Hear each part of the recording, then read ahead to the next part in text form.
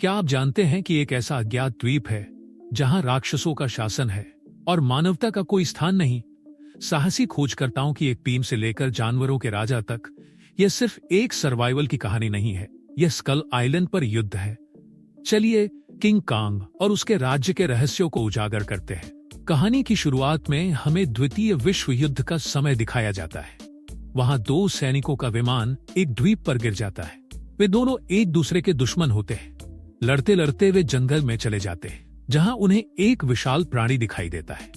फिर दृश्य बदलकर वर्तमान समय में आ जाता है, जहां एक शोधकर्ता को दिखाया जाता है जिसका नाम बिल होता है। उसने कई वर्षों की रिसर्च के बाद एक द्वीप खोजा था। बिल उस द्वीप पर जाने के लिए अनुमति और फंड मांगता है, लेकिन एक व्यक्ति उसे मना कर देता है। काफी समझाने के बाद वह व्यक्ति मान जाता है। इसके बाद बिल अपनी एक टीम तैयार करता है जिसमें कई सैनिक होते हैं। वह अपने साथ एक गाइड जेम्स और एक फोटोग्राफर मेसन को भी लेता है। फिर वे सभी एक बैठक करते हैं। अगले दिन वे सभी एक बड़ी नाव पर यात्रा शुरू करते हैं।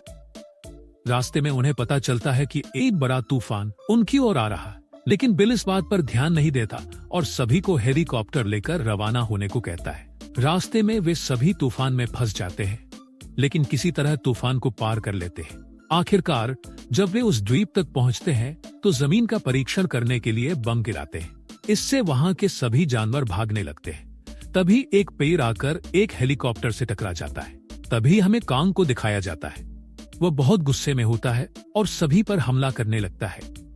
सभी उस पर फायरिंग करते हैं, लेकिन इसका उस पर कोई असर नहीं पड़ता। इस हमले की वजह से कई सैनिक मारे जाते हैं।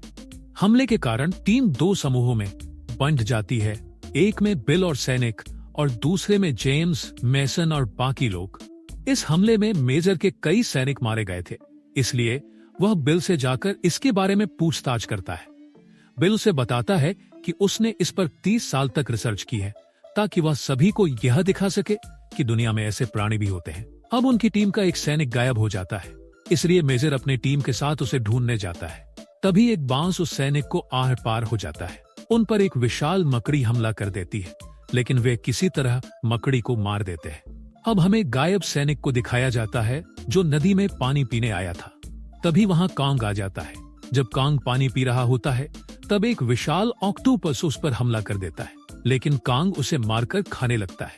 अब हमें जेम्स की टीम दिखाई जाती है, जिनके सामने अचानक एक विशाल भैंसा आ जाता है, लेकिन वह बिना कोई नुकसान पहुंचाए शांति से चला जाता है। आगे जाने पर एक आदिवासी कबीला उन्हें घेर लेता है।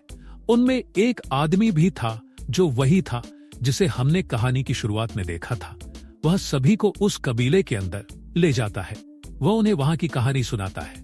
वह कहता है कि स्कल क्रॉलर नामक जानवर उन्हें मार डालते थे, लेकिन तब कोंग सभी को उनसे बचाता था।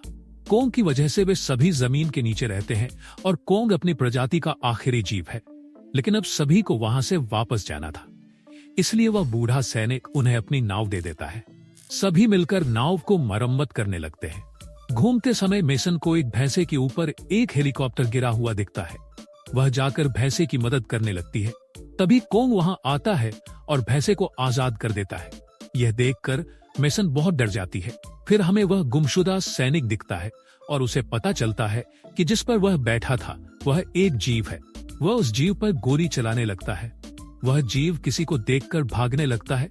जब सैनिक पीछे मुड़कर देखता है तो वहां एक स्कल क्रॉलर होता है जो उसे मार डालता है। उधर जेम्स की नाव भी तैयार हो चुकी होती है और सभी बहुत खुश होते हैं, लेकिन रास्ते में बड़े बड़े पक्षी उन पर हमला कर देते हैं। वे उनमें से एक आदमी को उठा ले जाते हैं और हवा में ही उसके टुकड़े कर देते हैं। इससे सभी बहुत दुखी हो जाते हैं। तभी हम देखते हैं कि एक जगह दोनों टीमें मिल जाती है। अब मेजर को अपने गुमशुदा सैनिक की चिंता हो रही थी, जिसे ढूंढने के लिए उन्हें पश्चिम की ओर जाना होगा। तभी वह बूढ़ा सैनिक सभी को वहां जाने से मना करता है, लेकिन मेजर किसी की बात नहीं सुनता। इसलिए अब सभी पश्चिम की ओर बढ़ते हैं, जहां बहुत सारी हड्डियां बिखरी पड़ी होती हैं। उनकी हलचल के कारण वहां स्कल क्रॉलर आ जाते हैं। अब सभी उस पर गोली चलाने लगते हैं। तभी उसके मुंह से एक खोपड़ी गिरती है, जिसमें वह गुमशुदा सैनिक का लॉकेट होता है। वह स्कल क्रॉलर एक एक करके सभी को मार रहा था, लेकिन वे किसी तरह फायर गन से उसे मार देते हैं। अब जेम्स मेजर को बताता है कि वह सैनिक अब जिंदा नहीं है और उसका लॉकेट दिखाता है। लेकिन मेजर किसी की बात नहीं सुनता और अब वह कोंग को मारने की ठान लेता है।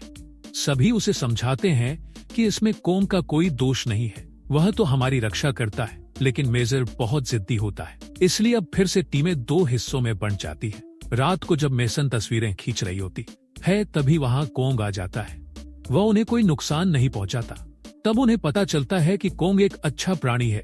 दूसरी तरफ मेजर वहां बहुत सारे बम धमाके करता है, जिससे कोंग वहां आ जाता है। कोंग उन पर हमला कर देता है, लेकिन वे लोग पानी में आग लगा देते हैं, जिससे कोंग बेहोश हो जाता है। तभी वहां जेम्स और उसके साथी पहुंच जाते हैं और मेजर को रोकते हैं।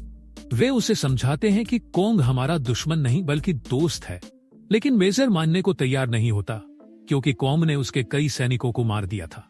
वे सभी बात ही कर रहे होते हैं कि तभी वहां एक बहुत बड़ा स्कल क्रॉलर आ जाता है। उसी समय कोंग को भी होश आ जाता है और दोनों के बीच लड़ाई शुरू हो जाती है। इस लड़ाई के दौरान कोंग मेजर को भी मार देता है।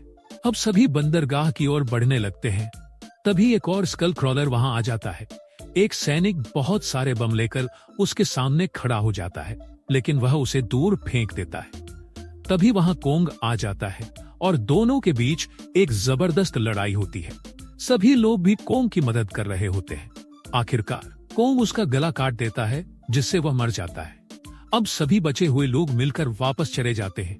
कहानी के अंत में वह बूढ़ा सैनिक 30 साल बाद अपने घर पहुंचता है, जहां वह अपनी पत्नी और बेटे से मिलकर बहुत खुश होता है। तो दोस्तों, कैसी लगी ये वीडियो कमेंट में जरूर बताएं। अगर वीडियो अच्छा लगा हो तो लाइक करें और चैनल को सब्सक्राइब करें। हम मिलते हैं आपसे अगली वीडियो में। धन्यवाद।